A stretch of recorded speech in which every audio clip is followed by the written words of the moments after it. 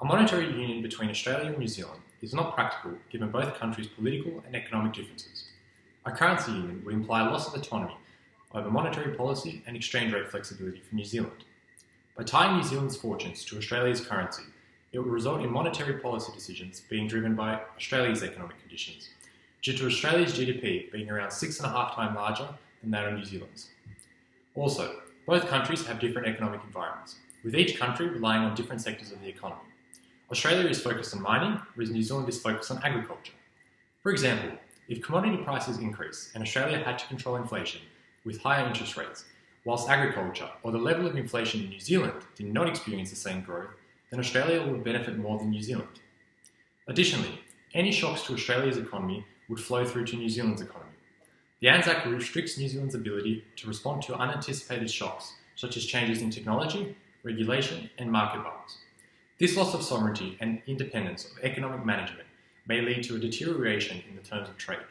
However, by importing Australia's inflation, which has been relatively less volatile over the past 20 years, may act as a catalyst for further economic integration, as the result of a larger currency may lead to an increased investment and trade activity.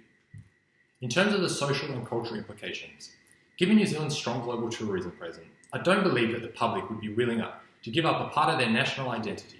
However, it would strengthen the historically entrenched unity between the two countries, bolstering economic cooperation and shared values.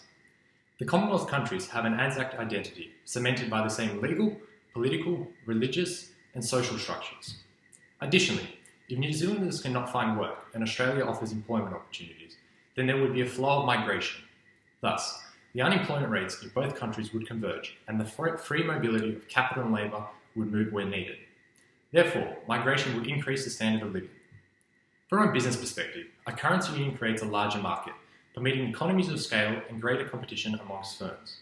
A reduction in transaction costs would stimulate trade flows, which would produce productivity gains, as New Zealand producers would move into areas of comparative advantage. This benefits businesses because the ANZAC removes exchange rate risks and incentivises firms to invest. Increased trade liberalisation benefits citizens who see more employment opportunities and better quality jobs. Therefore, price transparency would increase across borders and aggregate price levels would drop, which benefits consumers as both their real disposable income and utility levels would increase. Finally, the social implications of the ANZAC are diverse. It leads to higher productivity and living standards, creating a larger combined market. This leads to the development of new technologies and innovative production methods, which is good news for consumers. There is also a greater variety of goods and services available to consumers, increasing New Zealand's GDP per capita and leading to aggregate welfare gains. There would be minimal implications on cultural factors, as the ANZ have shared languages and cultural norms.